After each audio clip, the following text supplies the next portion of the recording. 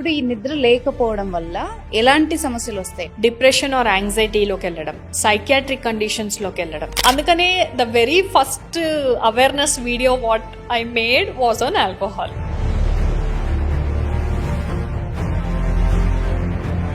చాలా painful thing ఏంటంటే road భయంకరమైన యాక్సిడెంట్స్ చూస్తాం.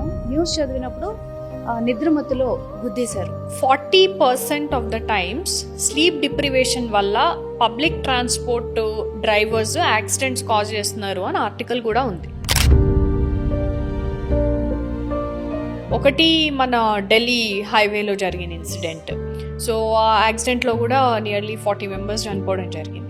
మూవీస్లో చూస్తాం అంటే నిద్రలో నడుచుకుంటే వెళ్ళేది నిజమేనా? అలా ఉంటుందా? ఇప్పుడు నిద్రలో నడిచే వాళ్ళ సంఖ్య ఎంత లేదన్నా కానీ 3 to 5% ఉంటుంది. అండ్ కొన్నిసార్లు నిద్రలో నడిచే వాళ్ళని చూసి టోటల్ రిపేరు, రీజనరేషను ప్లస్ రిలాక్సేషను ఇదంతా నిద్రలో అవుతుంది. కాబట్టి నిద్ర అనేది చాలా ఇంపార్టెంట్.